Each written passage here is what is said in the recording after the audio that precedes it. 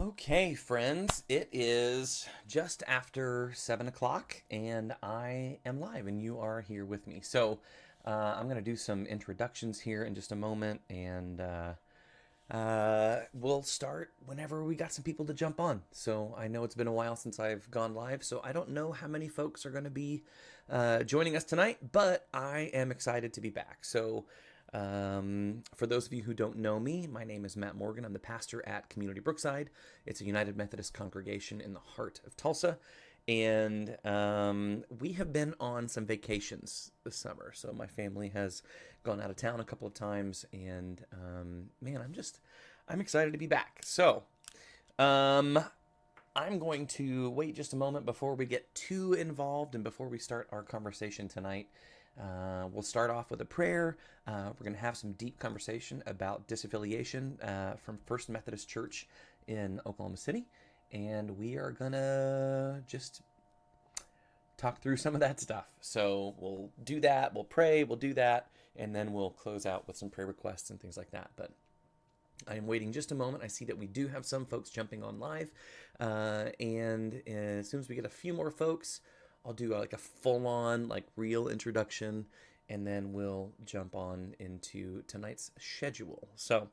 You are joining me tonight in my workroom. This is my workshop, basically. I 3D print things. Actually, I have this right here. It's a big giant box I 3D printed, and it has a very special purpose, and maybe I'll tell you about that tonight. But this is where I do 3D printing and stuff. This is a very special type of plastic called TPU, and this just came off the printer tonight. And yeah, but this is my space where I do the nerdy things that I love to do, where I just get a chance to veg and think through life, work on my sermons up here. I play video games up here. I dork around on 3D printers. I try to rebuild computers and fix electronics over here behind me. This is my space where I just get to hang out.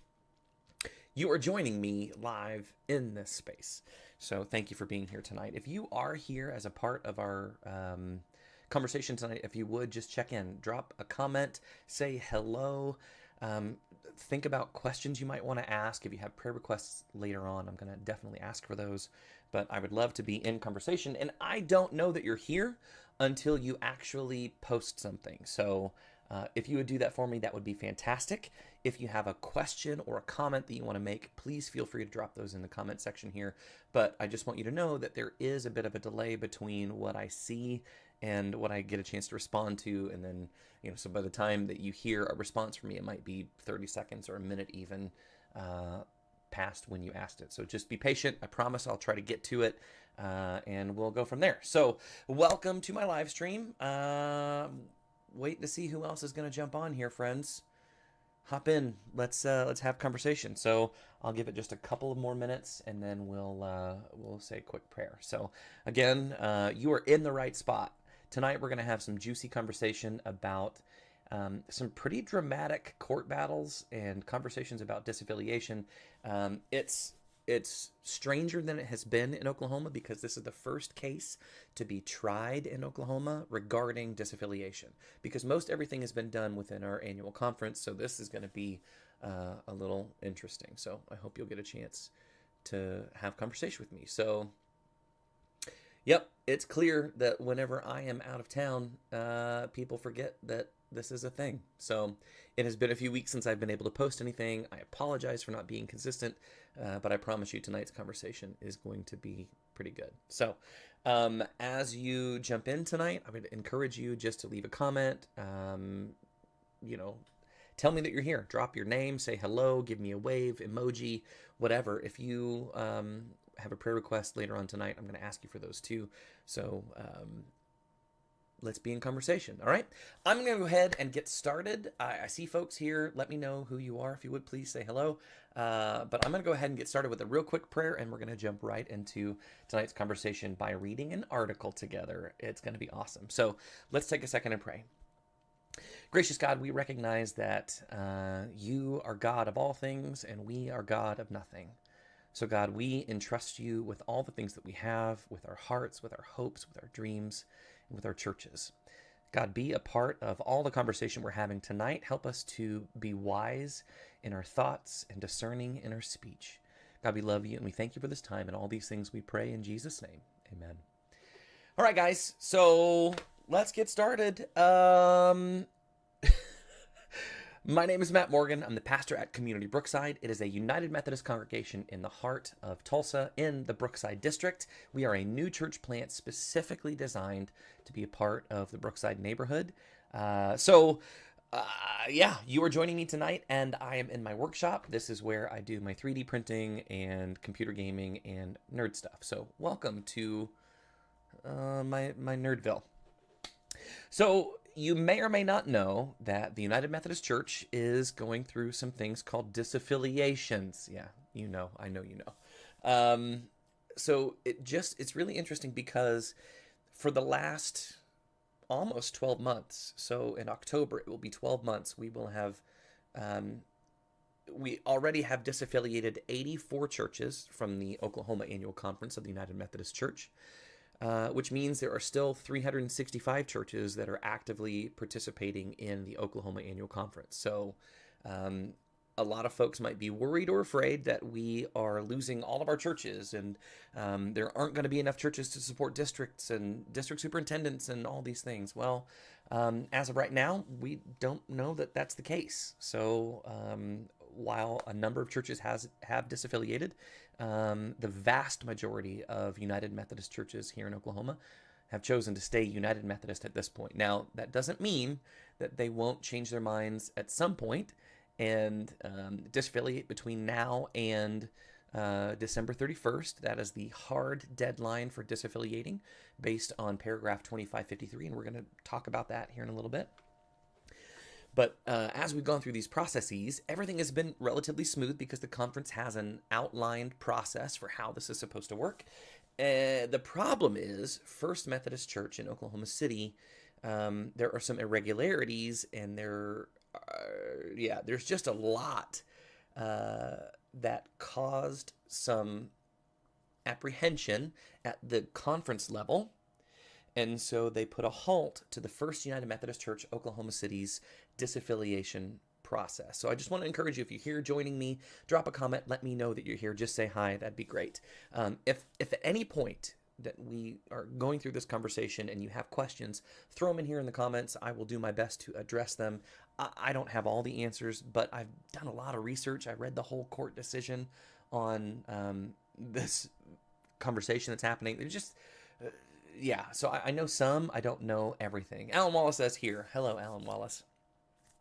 So, like I mentioned earlier, the Oklahoma Annual Conference has handled these disaffiliations with grace.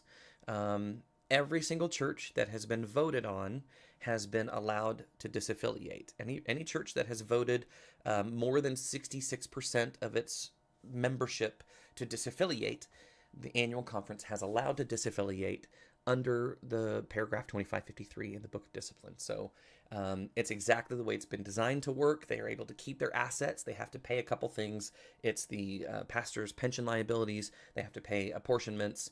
And I think there was a third thing. Maybe I'm just crazy. Maybe those are the two big things, but they have to pay 3 years of apportionments, and then they have to do the pastor's pension liability that they have to pay into. And it's all calculated, and I don't know how that works because I've not gone through the disaffiliation process. So regardless, First Methodist Church is suing both... It's weird how suing works in America, because now it's not that they're suing the annual conference to leave.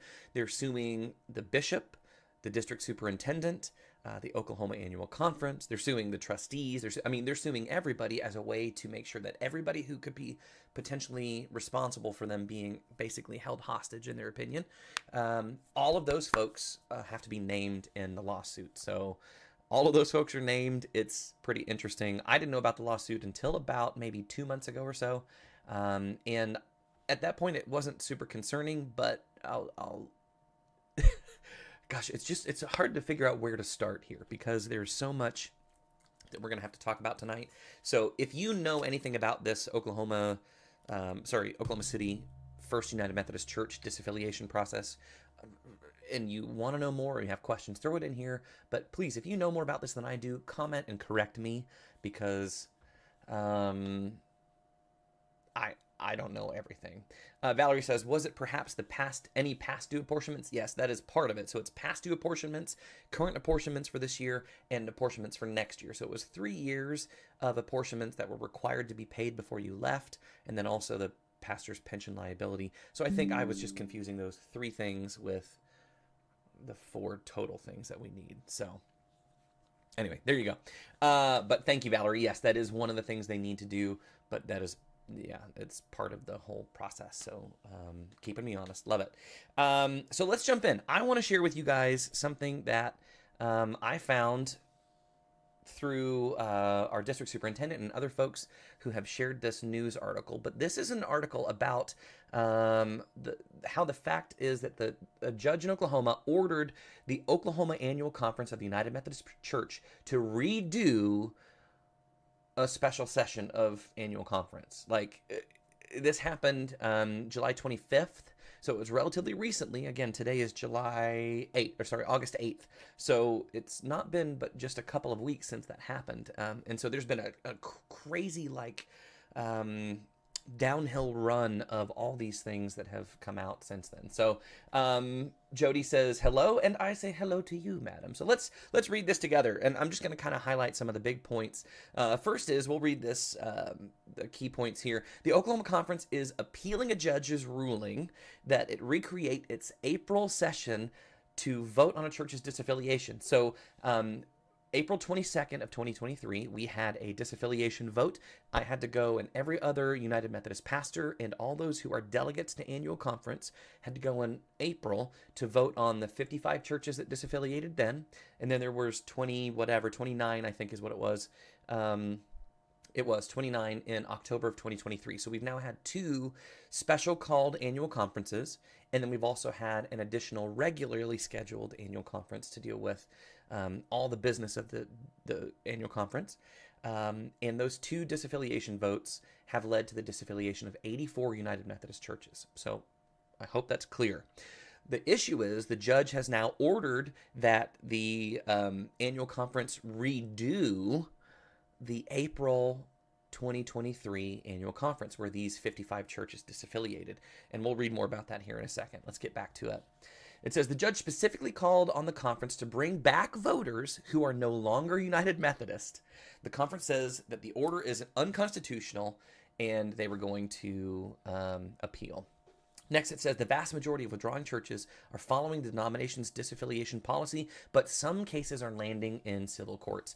By some, they really mean just this one as of right now. Now, I know that I don't know if it's Church of the Servant or if it's New Covenant. One of those 2, I believe, is suing the Oklahoma Annual Conference also. I don't know all the details about that. I've not heard anything about that at this point. So here's what it says. It basically says the district, it is Servant. Okay, thanks, Kristen. That's helpful. So Church of the Servant now is suing to, I don't know what their named case is, but they are also suing the annual conference. So I knew there were 2, Church of the Servant and First United Methodist Church of Oklahoma City. So this basically, what the judge did on July 25th is the judge ruled that the Oklahoma Annual Conference has to allow First Methodist Church to be voted on at annual conference by recreating annual conference in April 2022. So what she said was that because she thought that First Church did enough due diligence, they had their own preliminary vote, which we'll talk about in a minute because it gets juicy. They had their own vote. They voted initially to disaffiliate, but there were so many issues that the district superintendent of the Oklahoma City area, who is Victor McCullough, great man who I love, he is no longer part of our conference. He has moved to, I think it's a Great Plains annual conference where he is a pastor of a church. So I'm super excited for him. This is a big deal for him. And that's awesome. Regardless, he said there are so many issues with your application to disaffiliate. I'm going to have to indefinitely hold off on your disaffiliation votes. Sorry. And And as I'm holding off on your disaffiliation votes, we are going to have what is called a viability study done of your church. And I'm going to get into that here in a minute. It was pretty interesting. So I see a lot of folks are here. If you're in, just say hello. I just want to kind of keep track of who's here. So let's read this article. We'll continue on. The order essentially requires them to redo the vote because they wanted to make sure that when first, as the judge said, the First Church has already made their stance clear. They want to disaffiliate. The Oklahoma Annual Conference is acting unfairly against First Methodist Church in Oklahoma City. And so we're going to have you redo everything in April, meaning that you're going to have to call back all the representatives of those 55 churches that disaffiliated also. So in order for them to redo annual conference as fairly as they could, they were going to call back people who are no longer United Methodist to vote in a United Methodist disaffiliation process. So, hi Ben. Ben Threadgill says hello, and hello to you, my friend. So all of this is weird because you can't, our church law does not allow people who are not delegates to annual conference to vote at annual conference. So by this judge seeing what she thinks is being done unfairly, she has basically now called us as United Methodists to break our own discipline in order to re-allow First Methodist Church Oklahoma City to try to vote to be disaffiliated. So in her ruling, she says, I am going to require that the Oklahoma Annual Conference call back all these 55 churches and host an annual conference, another one, before August 6th of this year. Remember what date that was handed down? That was July 25th. So between July 25th and April 6th, the Oklahoma Annual Conference has to organize an entire annual conference where every United Methodist pastor, every delegate to annual conference has to get back together and vote on this one specific issue. At this point, it wouldn't be allowing 55 churches to disaffiliate. It would be allowing 56 churches to disaffiliate because First United Methodist Church from Oklahoma City would be added to that list. And everything about that was against our book of discipline. And so immediately, our annual conference appealed that decision. And just a few days later, on August 2nd, the Supreme Court in Oklahoma stayed the decision by the lower court judge and didn't require us to get together to have this annual conference. So, I mean, we were just days away. I mean, what is it? It is the calendar of events that's going to happen for Charge Conference or annual conference came out. They had already determined a location. They had set a time and place. All the necessary details were sent out, and it was going to be required that all Methodist pastors be there. Do you know what happens in late July and early August for a lot of United Methodist pastors? They are on vacation, they're out of town, they're trying to get their stuff together, prepping for school stuff. Like, this is another thing to add to the list. I was out of town until the 4th. We got back in 10:30 p.m. on Friday the 4th, and I just thought that I was going to have to go to an annual conference the next morning in Oklahoma City. So think about what this means for people, not just in Tulsa, that's a 2-hour drive for me, but thinking of people in like Weatherford or Guyman or Boise City or, some of these other places that have United Methodist churches that are out in the Panhandle or are multiple hours away. This is not a minor situation. This is a big deal.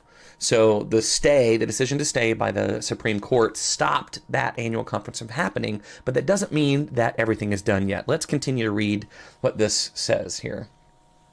Here's what the conference responded by to the judge's ruling initially. It says the ruling blatantly interferes with an internal church process protected under the Free Exercise Clause of the First Amendment of the United States Constitution. And that was our bishop, Jimmy Nunn, said. And then it says it represents a threat to all institutions of faith, because if this ruling stands, no church or religious body is free from potential interference in its self-governance by secular courts.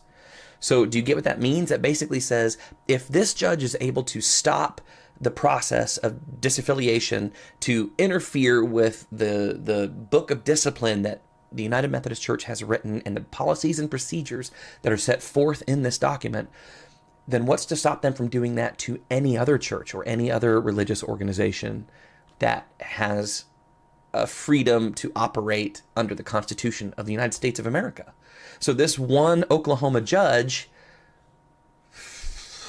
and I don't, I have to cautiously tame my tongue here, but her decision jeopardized religious freedom for the Oklahoma Annual Conference of the United Methodist Church and potentially any other church in Oklahoma. And if that ruling stands, there are repercussions that could be felt all around America. Just because this judge thought that she thought that she could have us redo our April annual conference. It's tough, super tough. So there you go. On August 2nd, this article has been updated. On August 2nd, the Oklahoma Supreme Court granted the Oklahoma Conference request as an emergency stay pending the outcome of the appeal. So if this is appealed and the Oklahoma Annual Conference loses the appeal, then the other ruling stands and we will have to have that annual conference, I guess. Excuse me. So all of this is weird because at that point we can no longer abide by the judge's decision that we needed to have that annual conference before August 6th because it will already be past due. So it's all tough. And here's what it goes on to say. The ruling directs the conference to conduct its meetings in a manner that is contrary to the UMC's governing laws and constitution. And we'll talk about that here in a minute when we read through paragraph 2553. And so there's a frequently asked questions page. We're going to talk about that. I've got all kinds of stuff that we're going to read tonight. But all of this is a result of the flare-up of how the United Methodist Church is navigating the issue of human sexuality. So we're talking about inclusion. We're talking about gay weddings, pastors being able to marry LGBTQ members of their congregations, all those kind of things. And we know this is a discussion that's been happening since 2019. And it says that since 2019, and when paragraph 2553 was added to our Book of Discipline, there have been just over 6,000 United Methodist churches that have disaffiliated, I think. Yes, cleared the necessary hurdles to leave the property or leave the denomination with their property. In Oklahoma, 84 churches have gone. Okay. The vast majority of churches leaving the United Methodist Church are following the denomination's disaffiliation policy, but some cases are landing in civil courts. This is the only one that has made it to court thus far, and we'll know more about it after the appeal. It might kind of put to rest whatever Church of the Servant is going to be suing over. I'm not really sure. It says the dispute between First United Methodist Church in Oklahoma City and Oklahoma Conference is a case in point.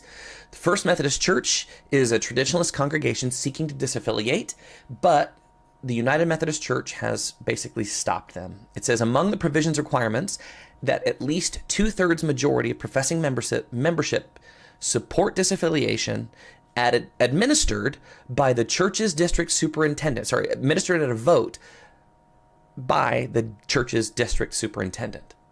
District superintendents are clergy who serve on a bishop's cabinet and help supervise the work of pastors. So here's where it gets really interesting. Dr. McCullough, I believe he is a doctor, McCullough, was the church's district superintendent. At the time, he actually scheduled a vote based on the processes that had already been created and put in place by First Methodist Church, because up to a specific point, they had followed the rules and did what they were asked to do. And so he put into place a time for a vote, and that was January 22nd of this year. That vote was supposed to take place. Ahead of the church meeting, in line with the disaffiliation procedures, McCullough asked for the church to share its membership roster. And this is where it gets juicy, because this is where things went awry. So First United Methodist Church in downtown Oklahoma City, one of our largest footprint churches in our conference, submitted a roster with 487 members. Okay? So they submitted a roster of 487 members, and some 2,100 members removed by correction to its end of the year report that was given to the district superintendent in December. Okay, so let's think about this. The meeting was scheduled January 22nd for them to have a vote. Okay, my understanding is that it was January 12th, and I've got the kind of timeline penciled in here. January 12th was the day that the roster for membership was submitted. But every year, The United Methodist Church requires us in Oklahoma to fill out an end-of-year report that is due to the conference before December 31st, or around that time. I think there's some churches that sometimes get that put through a little bit later. But the idea is that that is the end-of-year report. So it finishes out the year. It's due basically January 1st, okay? On that membership that First United Methodist Church in Oklahoma City submitted to the district superintendent, they had over 2,100 members on their roll. Remember, that's the end of December 2022, and here we are just less than 2 weeks later, January 12th, when they submit to the district superintendent the list of memberships for voting purposes, and now magically they only have 487 members. So that is a loss of how many folks? I don't know. I don't do math. Let's look. So it was 1,613 members disappeared between January 1st and January 12th. Okay? And this is why this is a problem. Okay? So First Church submitted a roster with 487 members, where 2,100 members removed by correction from its earlier report. That's actually not correct. They had a membership of over 2,100, and then they removed 1,613-ish. So I don't know all the numbers. I'm getting these reports from the news. So I don't know that they have the exact numbers there. Love for you to say hi to me if you would, please, as you join in tonight. Let me know that you're here. Just say hi, hello. If you have any questions or need some specifics, have a question I can answer, throw that down here in the comments too. The conference said that how the church handled this mass removal did not follow the Book of Discipline's process for updating membership rolls. And that is the problem. So a church wants to disaffiliate. That's okay. Every other time, Denise says hello. Hi, Denise. Every other time that a church seeks to disaffiliate, they have to provide those membership rolls, and they have to be in line with the correct processes that have updated those membership rolls. For instance, before First United Methodist Church Tulsa chose to disaffiliate, for at least 2 years, and I was a part of it because I was down there voting on these members, for at least 2 years prior, they were taking votes at charge conferences every year to take inactive members who have died, folks we couldn't get a hold of, to take those folks off of the rolls. Now, the membership at First Methodist Church was something like 8,000 people when I first started there. And I'm not for sure what it is now, but I know that over time, there were a few thousand names that were removed from the rolls, but you can only remove names from the rolls after a 2-year process. And I have that, right? Where is it? It is, I don't know where it is. It's somewhere. Nope. Maybe it was here?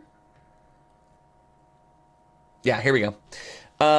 So this is kind of correcting what I just read, some of the numbers. And this is an FAQ that the Oklahoma Annual Conference posted to its website and asked other pastors to jump in and ask questions, and they were going to answer some of them. It says there's just an extraordinary process that you have to go through. It's 2 annual charge conference votes. You cannot remove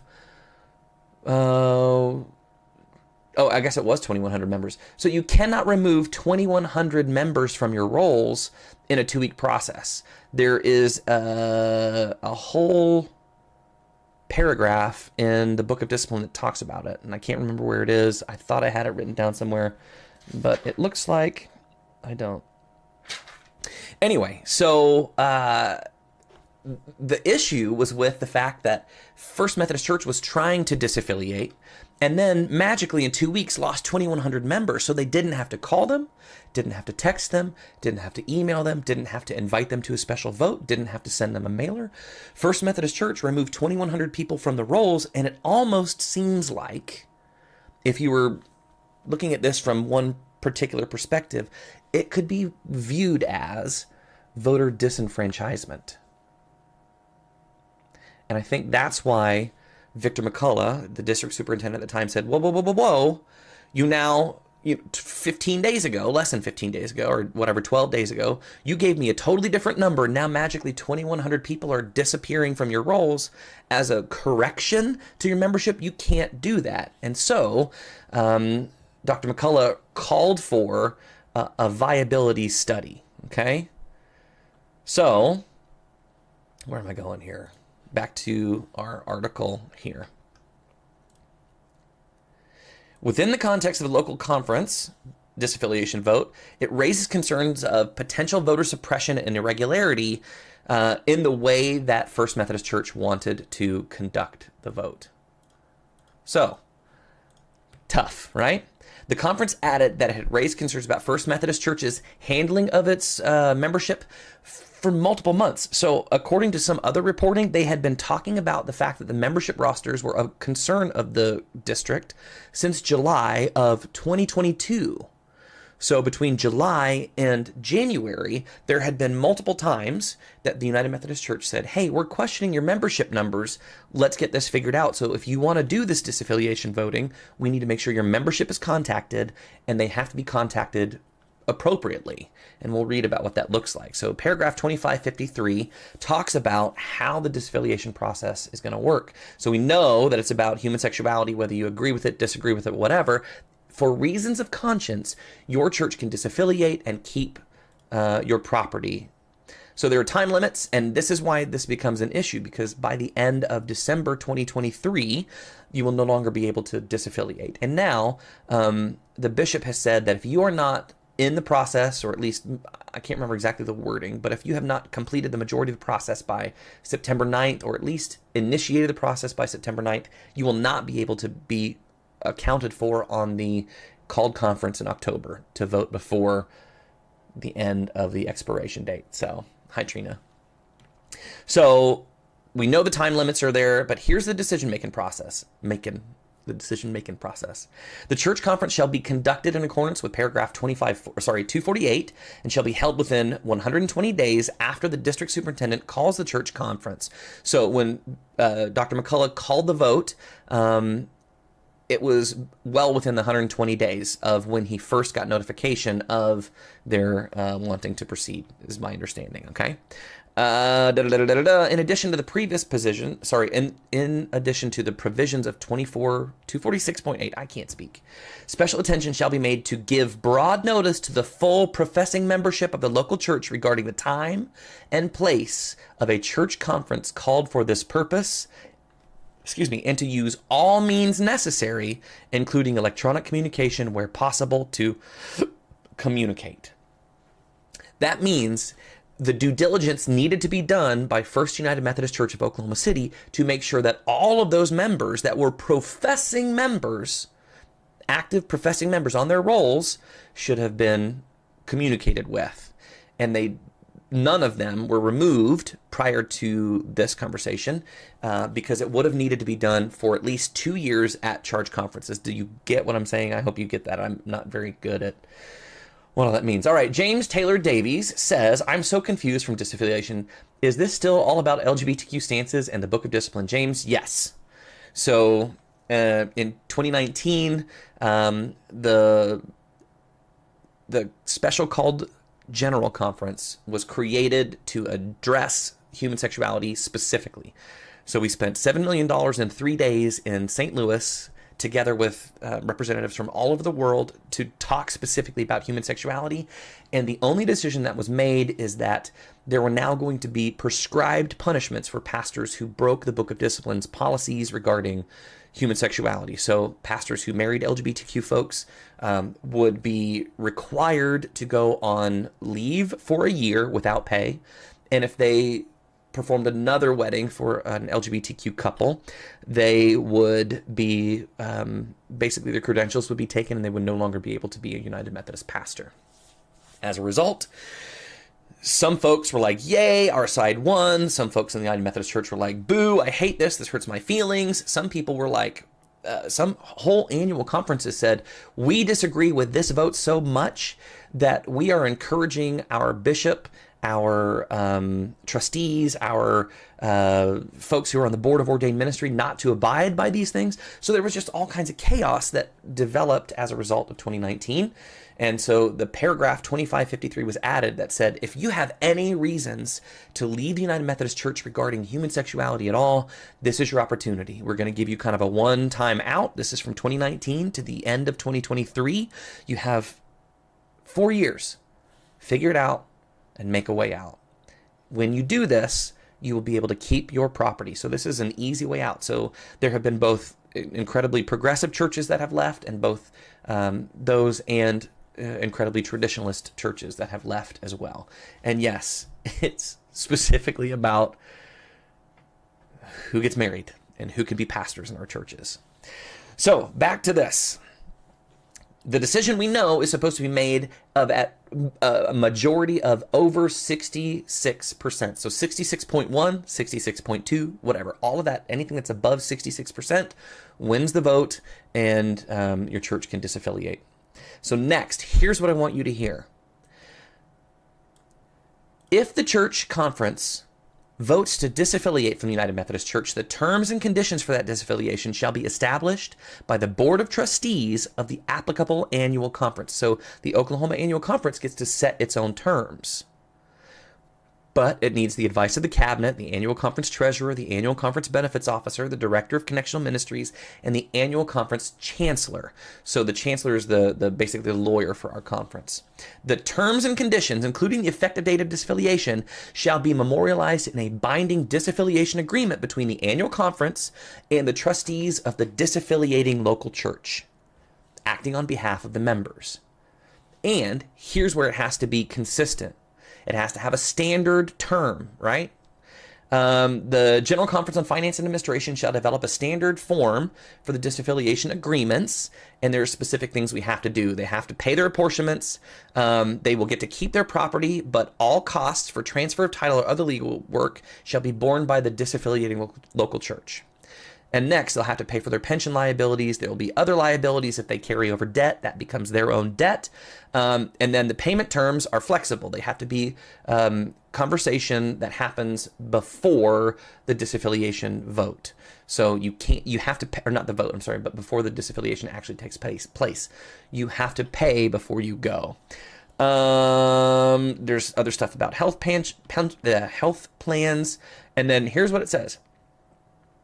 Once the disaffiliating local church has reimbursed the applicable annual conference for all funds due under the agreement, and provided that there are no other outstanding liabilities or claims against the United Methodist Church as a result of their disaffiliation, in consideration of the provisions of this paragraph, the applicable annual conference shall release any claims that it may have under paragraph 2501 and other paragraphs of the Book of Discipline. So everything will be relinquished to that disaffiliated church. Okay. There's something in here specifically I wanted to read. This is what I want you to hear also. So when the whole judgment came out about First United Methodist Church of Oklahoma City trying to disaffiliate, the judge said there were unfair burdens put on First Methodist Church that no other church had to deal with. So here's where this gets a little tricky, because it does say, and this is the Book of Discipline here, so this is kind of the law that governs our church, annual conferences may develop additional standard terms that are not inconsistent with the standard form of this paragraph. And so that is what was being exercised by the district superintendent because of the crazy situation where 2,100 members were removed from the rolls, that a viability study needed to be conferred to make sure that there was no voter disenfranchisement. And I'm saying that weird, disenfranchisement. That's probably how you pronounce it, okay? James says, thanks for clarifying that on both sides of the aisle are leaving.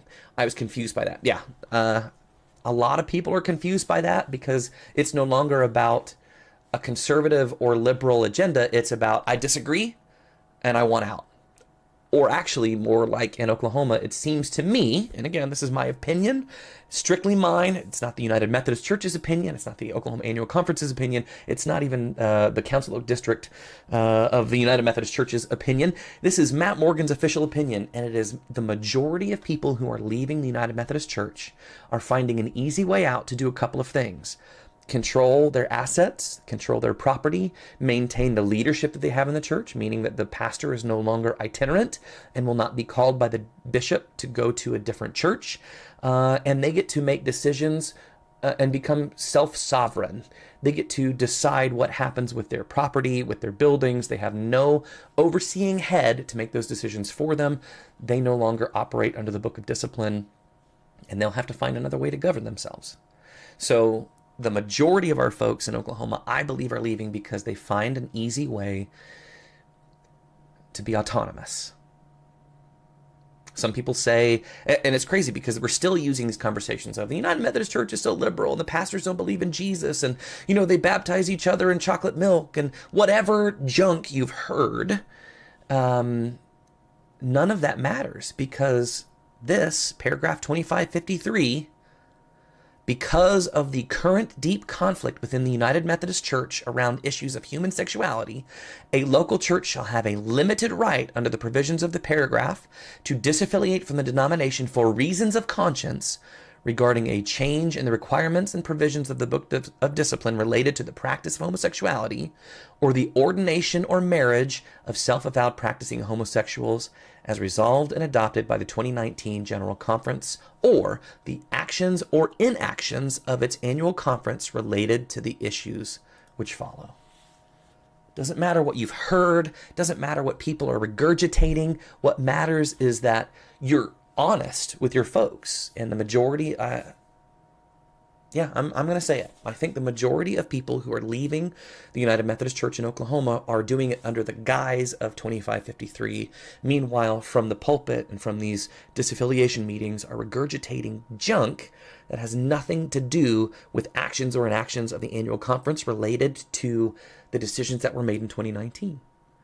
It's excuses. That's my opinion. Jody says there was a cleanup of the rolls that occurred similarly in other churches prior to the vote as well.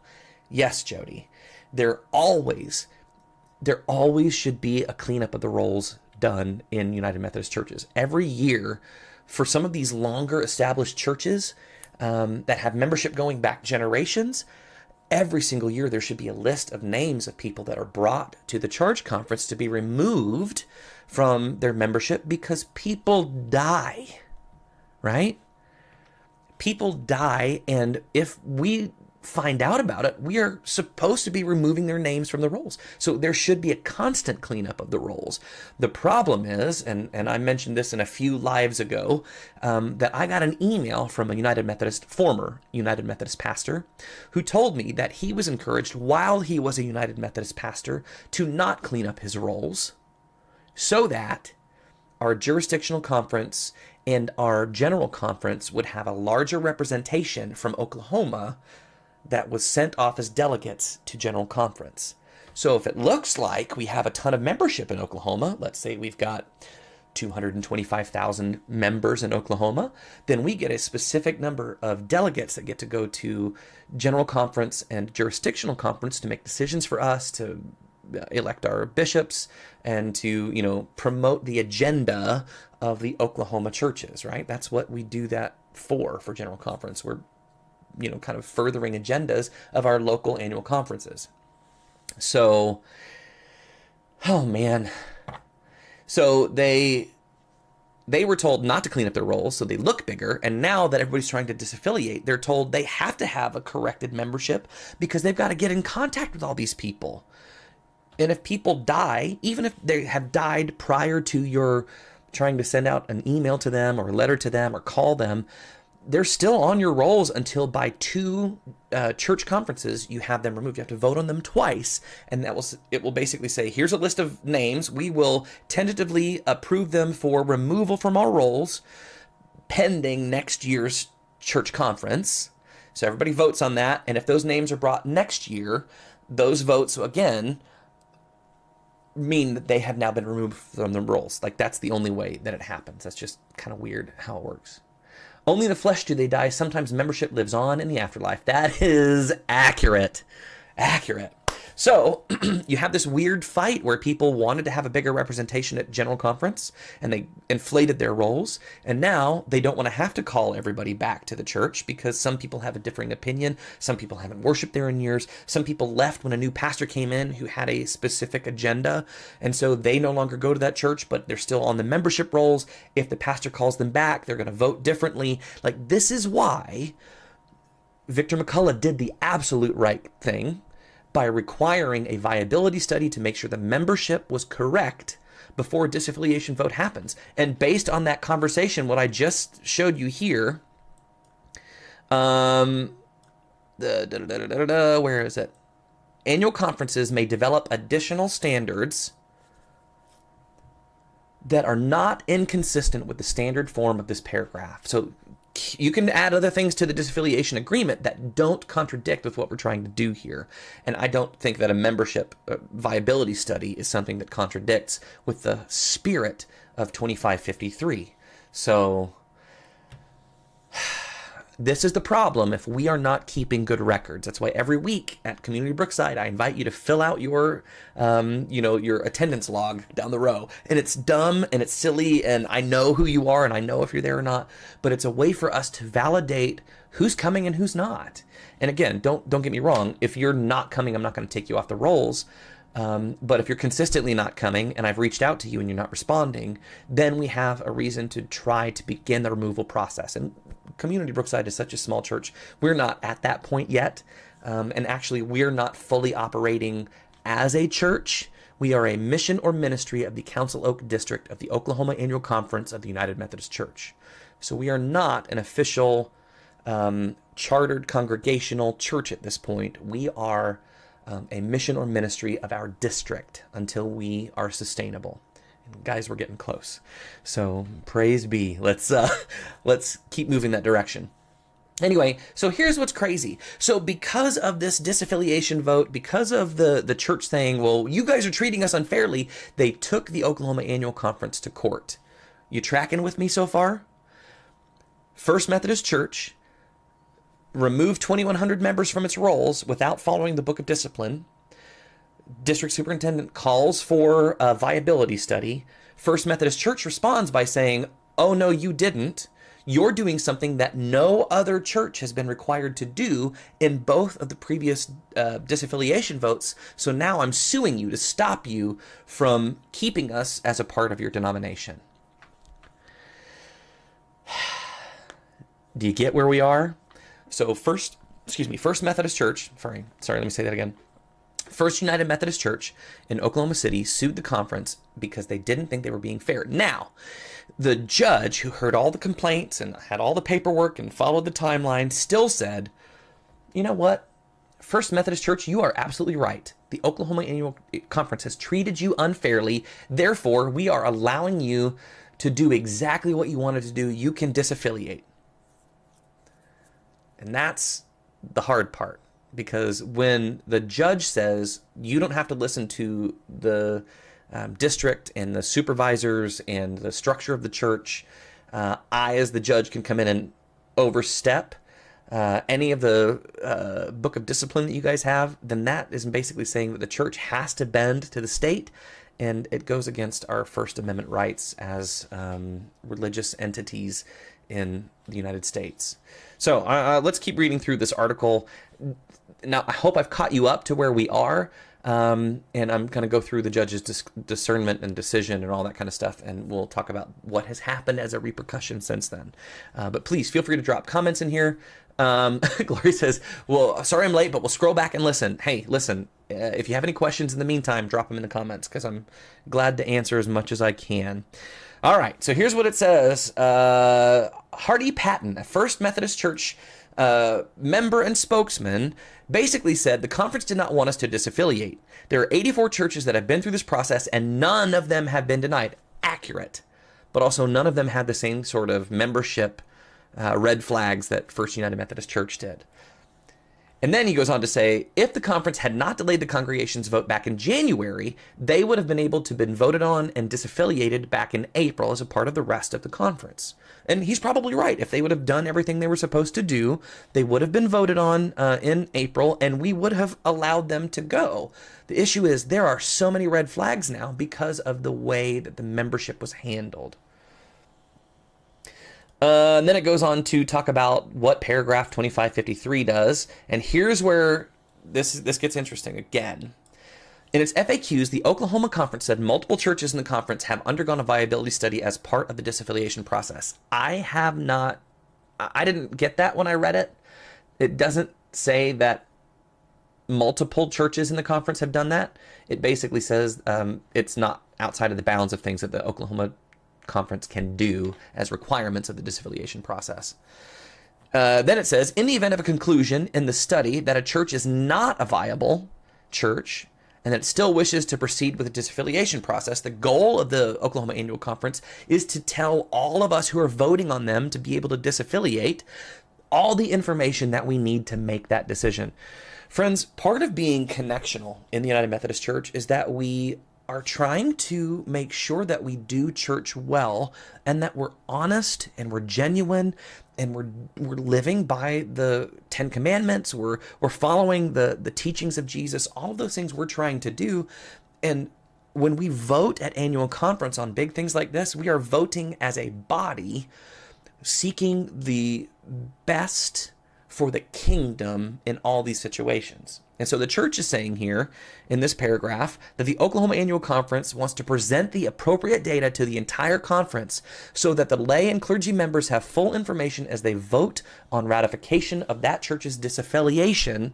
And they were shooting for the October 2023 conference that was going to be called, but First Church wanted out before that. So the judge's order rejected the conference arguments, and they said that the conference had violated the denomination's own disaffiliation process by adding that requirement for First United Methodist Church in Oklahoma City. So then she says, you're going to have to redo all of the April 2023 vote. And she said that, and here's what's crazy. So part of the disaffiliation vote, sorry, wrong button. Part of the disaffiliation vote requires a district superintendent to lead the disaffiliation meeting and the vote. Well, First Church got so upset because Victor McCullough had not done his job to the ability they wanted him to do, that they had their own disaffiliation vote without the district superintendent. So the judge says that the Oklahoma Annual Conference disenfranchised First United Methodist Church because they didn't hold up their end of the bargain because they required them to do something different. But she did not mention once that First United Methodist Church in Oklahoma City broke the discipline by not having the district superintendent there to be the leader of that meeting. So even if every one of those 458 or whatever the number was it 458, 457? I don't remember what the number is, but if every single one of them showed up to vote, and 66+% voted to disaffiliate, they didn't have a district superintendent there to confirm that vote and to continue on in the process. So it's just 487. That's how many the numbers were. So just crazy stuff. If you're here, drop me a comment, say hello. I just want to see you. So they went ahead and had their vote February 5th, even without the district superintendent. And they didn't, the vote included 16 votes by mail, right? 16 votes by mail, which is outside of the ability of these particular votes. You have to be in person to make these votes. You couldn't vote by mail, couldn't vote by proxy, couldn't vote by Zoom. You had to be there in person for the vote. Hardy Patton, a First Methodist Church spokesman for the congregation, said that the conference did not want us to disaffiliate. Oh, we've already read that. I'm sorry. The conference may not complete a viability study. So then the judge said, you can't complete the viability study at all. You've got to take their vote as if the vote they had on February 5th even though there was no DS, even though there were votes taken by mail or email, those things. I just got a message from my wife. Even though they've done those things incorrectly, that vote still stands, and we're taking that as a disaffiliation vote. Okay? None of us here, I'm guessing, go there. Are we talking about them? Okay, this is Colin. He says, why are we talking about OKC first when none of us here, I'm guessing, go there? Are we talking about them because they've done something bad? It seems like we are kind of gossiping, but I could be wrong. Let's talk about something fun like NFL football about to start, or how great Jesus is. Listen, let's be clear. Jesus is great, and yay, NFL. I'm just ready for the football weather. But here's why I'm talking about it, Colin, because there are implications for this particular situation that are going to be felt around not just the Oklahoma Annual Conference, but also around the United States, because this is the first time in I don't know how long that a judge is trying to overstep the bounds of their authority by usurping books of disciplines and how church government is run. So I'm trying to tell everybody how we've gotten here, why we're here now, and what possibly will happen if the judge's ruling stands. So it does affect us, whether we go there or not. And I think that it's important for us to shut down rumors. If we have the information, like this news is coming from the umcnews.org, and this is a United Methodist publication, so it's going to be biased towards the Methodist Church. I'm also going to read you a couple things from other folks who are biased against the United Methodist Church. But the idea is I want us to be informed, because these conversations are happening around us. I'm hearing them. I'm getting all kinds of gossips on a lot of the clergy pages that I'm a part of, and pro and against and all this kind of stuff. And I've done all this research because I want to know for myself what really is going on. And it just seems like the fault of this decision getting this far, it is in fact because of the process was not done correctly by the pastor and leadership of First United Methodist Church, Oklahoma City. And that's kind of why we've gotten here, and they've passed the buck onto the conference. The conference is pointing back to them, and I'm just trying to get as much information out as I can to make sure that we all have the best information available. He says, thanks for clarifying that. That explanation helped a lot, how you put it just now. Thank you. I'm just glad you're here, Colin. It's good to see you, buddy. You're still supposed to come to Tulsa sometime and buy me a drink, I think. Waiting on that? Let me know. All right. Anyway, so the conference basically fights and says that all three of the judges' orders violate the conference disaffiliation agreement and the Book of Discipline. It's nuts. So members of First Church have basically said that Oklahoma United Methodist Church, the Oklahoma Annual Conference, is saying that they want to keep First Methodist Church as a United Methodist Church because they want to keep the property downtown. Oklahoma Annual Conference is saying it doesn't matter whether they disaffiliate or not because we're going to find a way to be downtown anyway. So that might mean the Oklahoma Annual Conference might have to buy a new building, rent space, whatever, but they are not going to leave Oklahoma City because they don't have the facility anymore. So, listen, I know that there's this truth and there's this truth, but the problem is the truth is really somewhere in here. I know the United Methodist Church is biased, and I know that First Methodist Church is going to be biased also, and we've just got to try to suss out the truth the best that we can.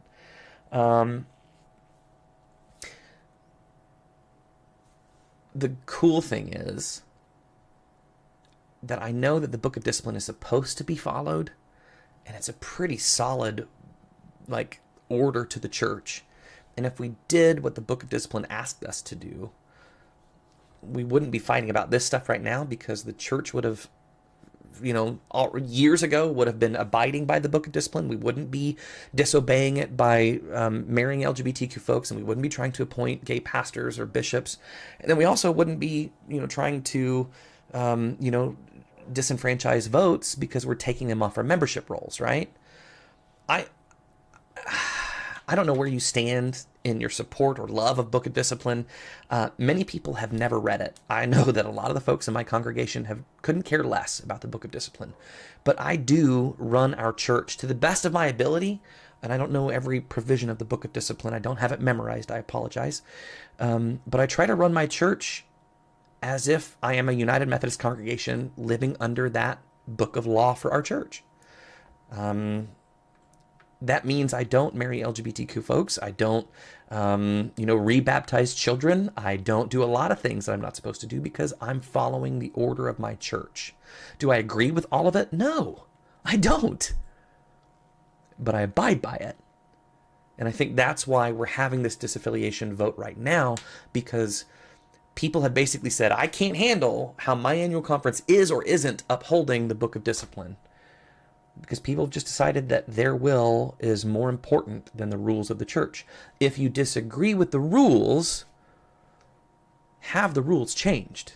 And there's a process for it, right? We're doing it every 4 years at our general conference. We change the rules, add to them, take away, fix things, make sure that things are right. And we're moving towards justice. I believe that. I believe the United Methodist Church is continually moving towards more inclusivity and more justice in the kingdom of God.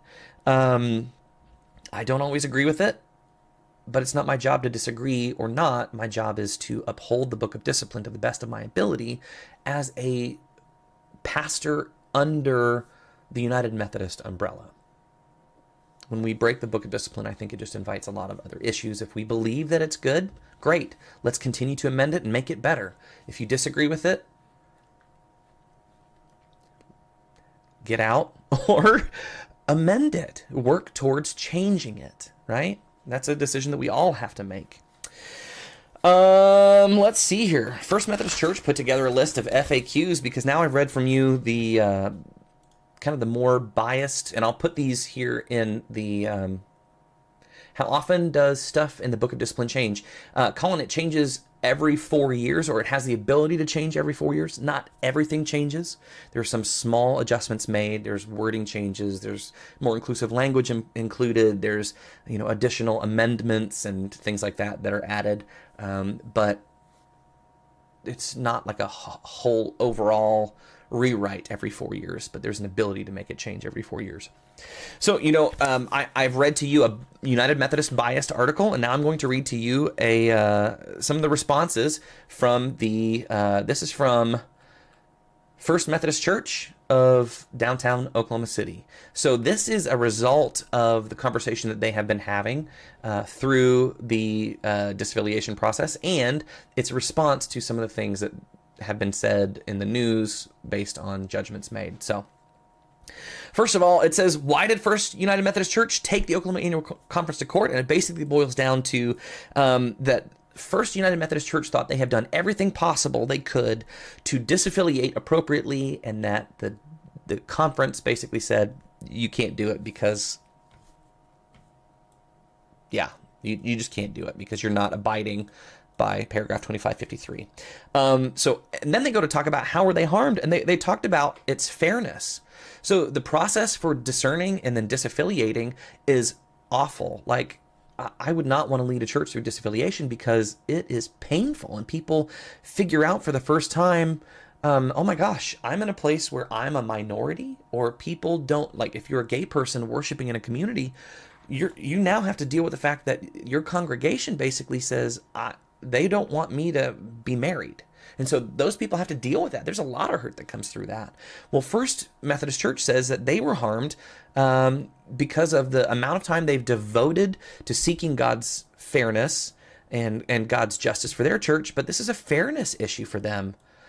The conference wants ownership of their downtown property. That is the line that I'm hearing over and over and over again, that the conference just wants the First Methodist Church property downtown. I didn't see that anywhere in any of the conference stuff. The conference has not said that. What they have said is, we're still going to have a presence even if First Methodist Church disaffiliates and they take their property.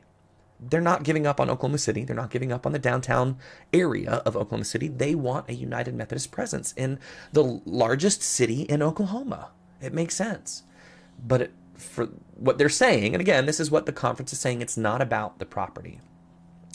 Next it asks about the ruling, and so I've got basically that Judge Timmons, who was the judge over the trial, basically it boiled down to that First United Methodist Church was treated unfairly. The rest of the conference churches were able to disaffiliate without having to do the specific vote for viability. So the ruling says we get to go back and not have to do a viability study. So the next question is, couldn't this issue be resolved internally? And then it basically says we never wanted our church to have to take the United Methodist Church to court, but the conference left them no choice because the conference would not continue the disaffiliation process due to the lack of corrected membership records.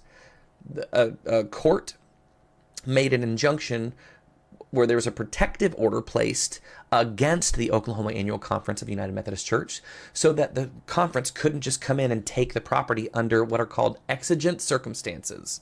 I don't know where that is in the Book of Discipline. Again, I don't have it memorized, but there are exigent circumstances that might allow the conference to take ownership of a property or building if they believe that the church is going to become defunct, or there was going to be a huge issue where they might be a liability to the annual conference, so they could come in and take ownership of the church. So First United Methodist Church asked for a protective order so that the conference couldn't do that.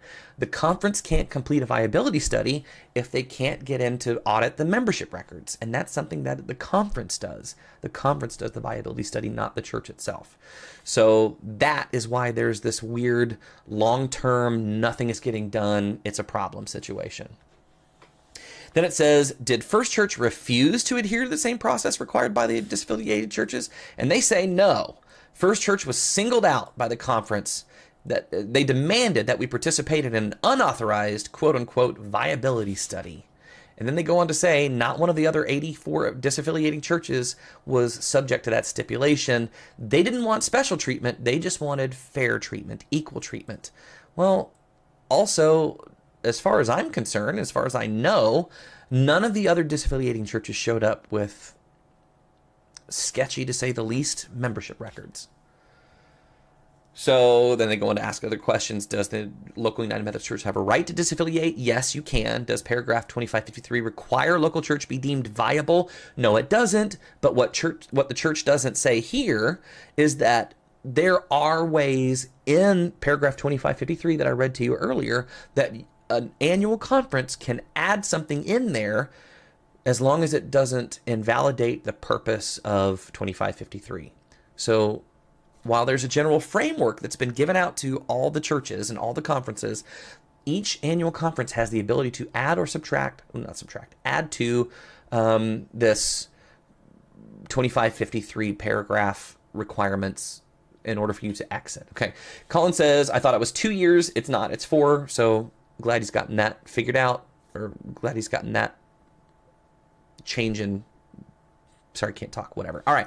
Colin also goes on to say, what is a liability? It's not a liability study. It is a viability with a V. Sorry, it's a viability study. Dory says, hello, Dory. So the viability study, it's not a dumb question. So a viability study just basically means, is this church viable? Are the membership records accurate?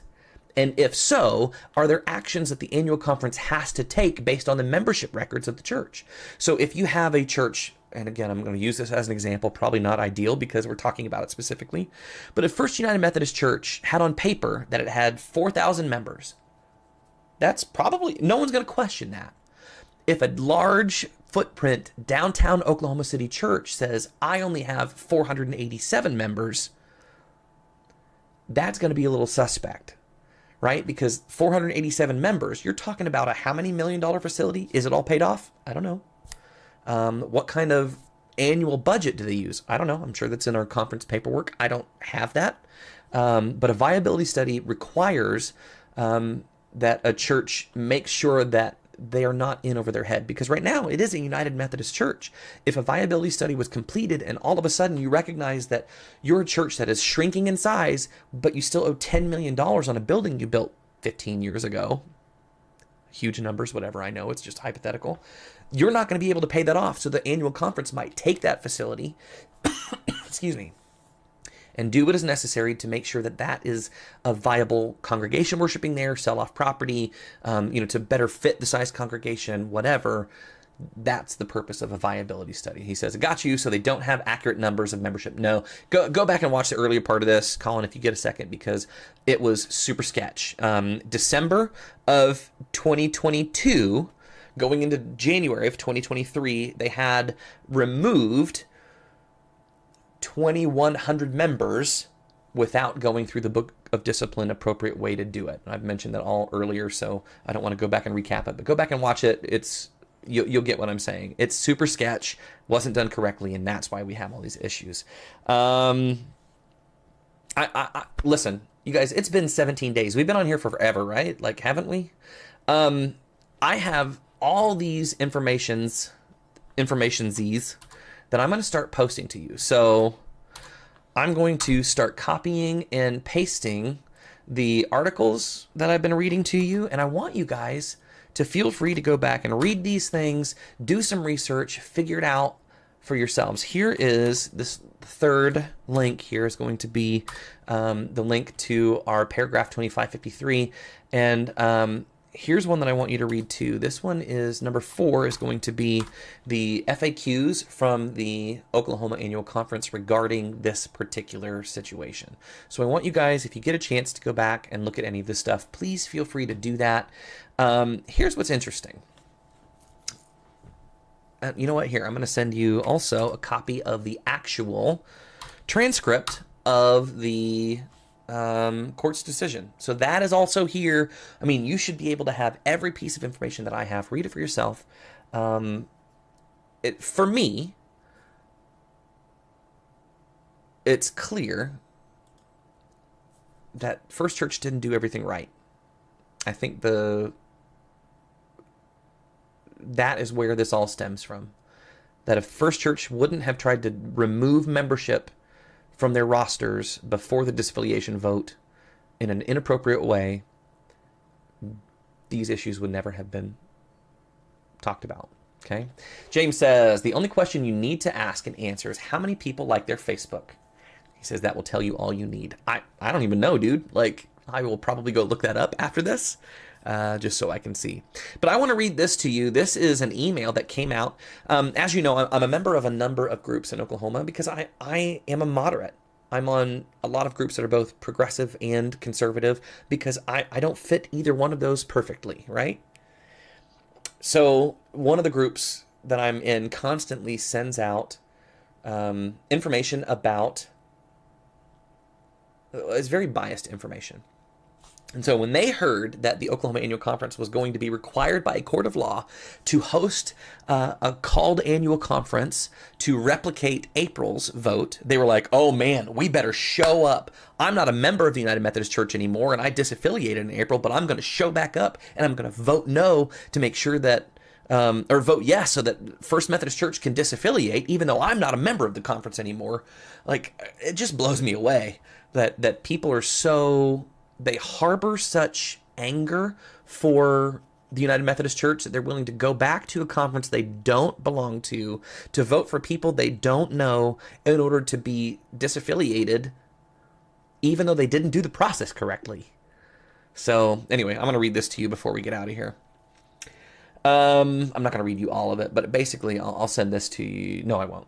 Nope. This is a letter that went out to churches. I'm not going to send this to you, but I want you to be able to read it.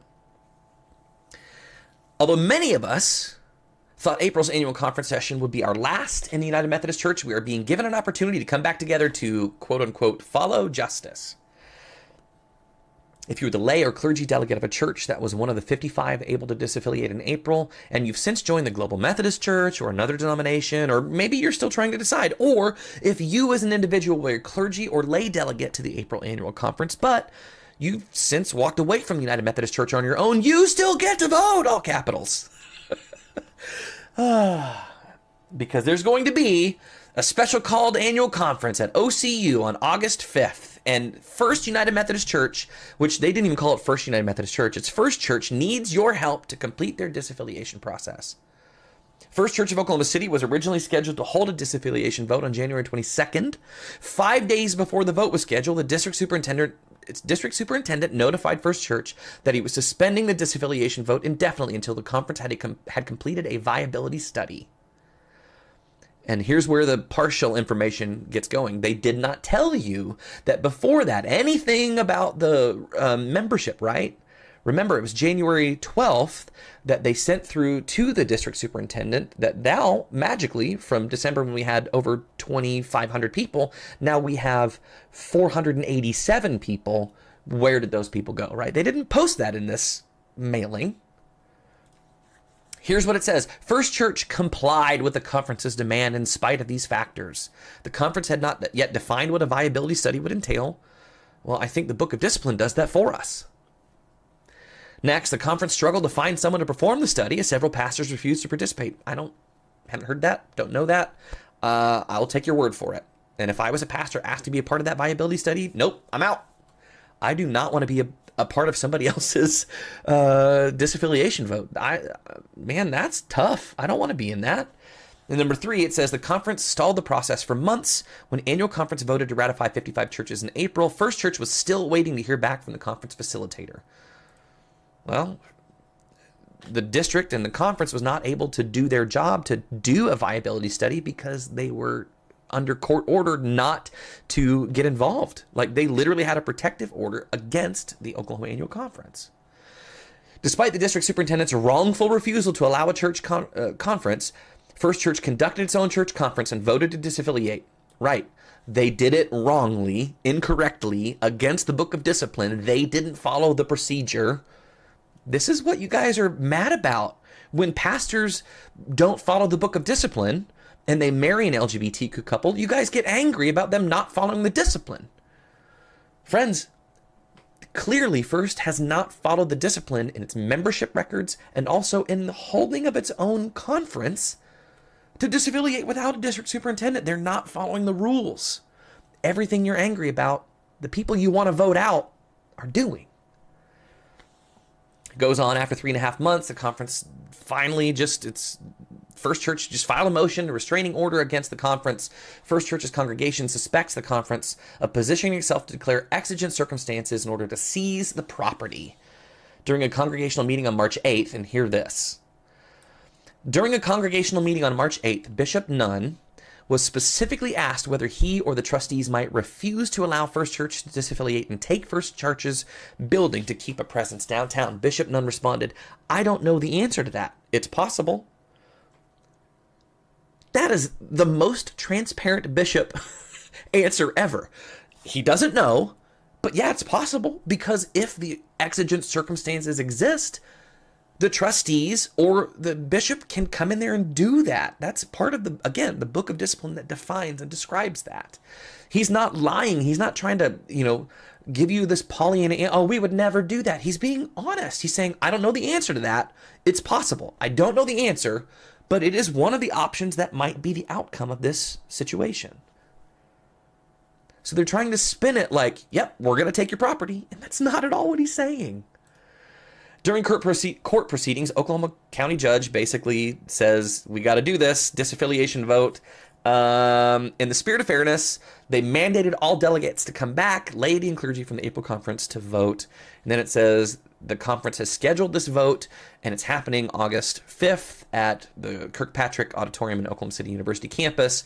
And the only reason we're having this vote is to give First Church the same due process as the churches that presented in April 2023. If you were a delegate to the April conference, even if your church did not disaffiliate, but you subsequently quit the UMC, then you are a valid delegate at this upcoming session and you're entitled to vote. They are really trying to get people to come back and force a vote so that First can disaffiliate.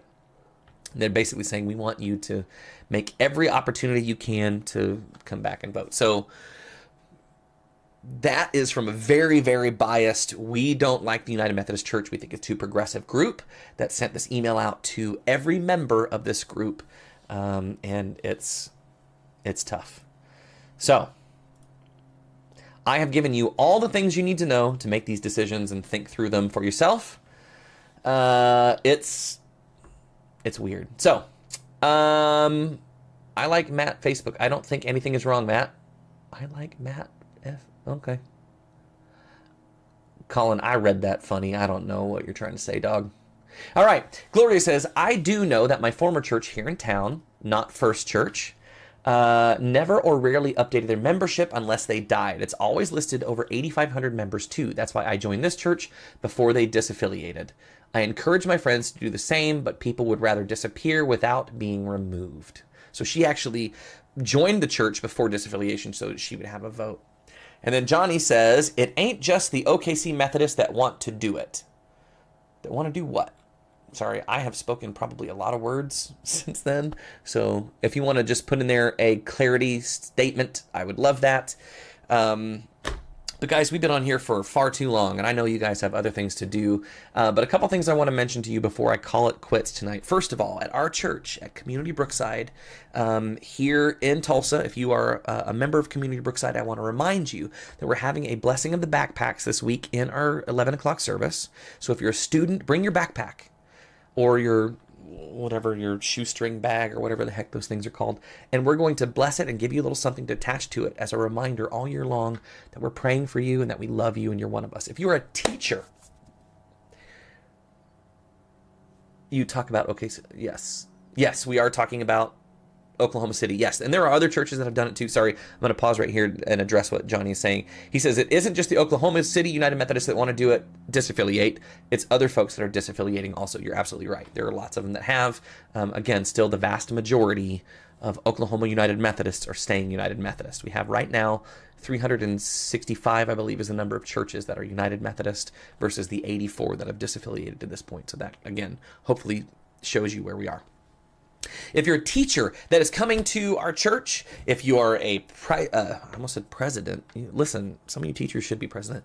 If you are a principal, if you are a teacher, a teacher's aide, if you are a secretary at a school, if you're a bus driver, if you are somebody who operates within any of our schools, excuse me, I want you to come and bring, your teacher bag, bring your key ring, bring something that we can attach a reminder to. We want to pray over you guys on Sunday as you guys are prepping to go back to school.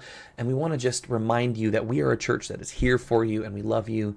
And we're just so excited about the difference that you as a teacher are making in the lives of our students, the difference that you're making in the lives of other students right around you. So that's happening this Sunday morning at 11 o'clock. Come to Sunday school at 10 and then stick around for worship and we'll do that.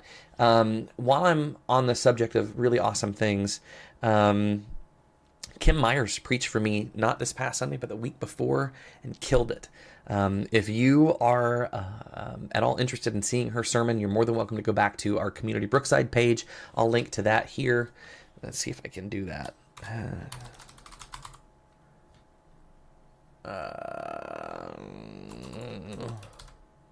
There it is. I will... Oh, I don't know if it tagged it or not.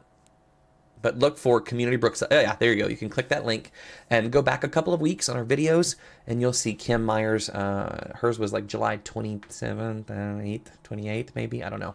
But she killed it, and I just want to say thank you, Kim. You are awesome. You did an incredible job, and I'm so blessed to have you as a part of our community, not just leading worship, but girl, you have such a heart for Jesus. I absolutely love it. I'm excited. I'm going to go out of town again at the end of August, and our very own Jeff Janes is going to be preaching for me. I believe it's the last weekend in August, so it's going to be awesome. You don't want to miss that. Like, I'm just blessed beyond all measure with the incredible folks that we have as a membership of Community Brookside. On that note, we did have one of our members, Julie Nance, her stepdaughter passed away on Sunday morning. I think it was early Sunday morning, late Saturday night, early Sunday morning. She passed away as a result of an overdose.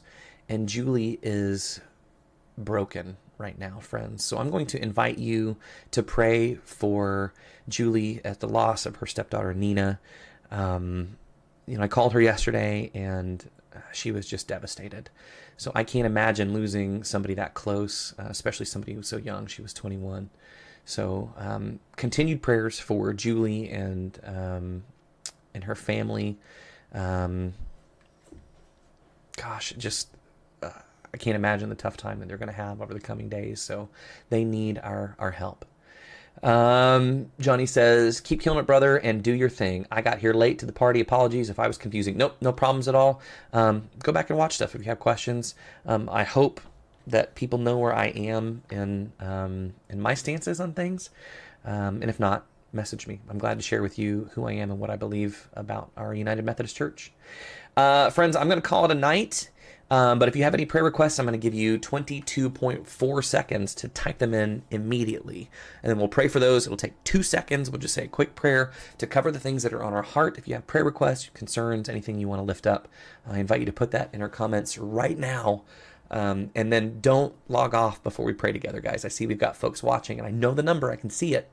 Don't log off before we pray. Let's just do that together. It's going to be a simple prayer. I just want to pray for you guys and for our church and for our community, for our world, for decision makers, and for especially those who are hurting in our community like Julie and her family. So Jackson is her son, and Nina was basically an older sister to him. They had a good relationship when they were younger, and I just want you to lift up Jackson. He goes by Z. This is going to be hard for him too, especially. So keep them all in your prayers. I don't see any prayer requests coming in, so I'm going to go ahead and close this out tonight, friends. I'm going to invite you to just be still, and let's pray together. Gracious God, we are so thankful for you that even in the midst of heartache and hurt, that you're a God who loves us and seeks the best for us. God, I pray specifically tonight for the Fogarty family, for Julie and her son, and for her ex-husband, and all those who are impacted by the death of Nina. God, I just pray against addiction and against those things that keep us bound as people. Father, I just pray for the best for them in this time, God, that you would deliver the right things at the right time, the right words, the right people in their place, to just love and comfort this family through this devastating time of loss. God, I want to lift up the United Methodist Church, that we're seeking you first in all things, God, and that our agendas are set aside so that we can follow more closely the agenda of Jesus. God, I thank you for those who participated tonight in our conversation. I pray for First United Methodist Church, God, whatever the outcome is, God, I just want peace and I want justice to be done. So God, whatever your will be done, I pray that it be done in this situation. God, I thank you for just who you are, loving me in the midst of my messed up mistakes. God, continue to give me the grace that you promise in Jesus. All these things we pray in the name of Jesus. Amen. Friends, thanks for hanging out with me tonight. Should be back here next week on Tuesday night around 7 o'clock, same time. Colin says, I'm amazing. No, friend, you're amazing. Man, I love these times. If you have anything else you need, throw them in the comments. I'll read those throughout the week. If you have anything that you want me to specifically address in any of our upcoming videos, let me know. But this is a conversation. I love having conversation with you guys.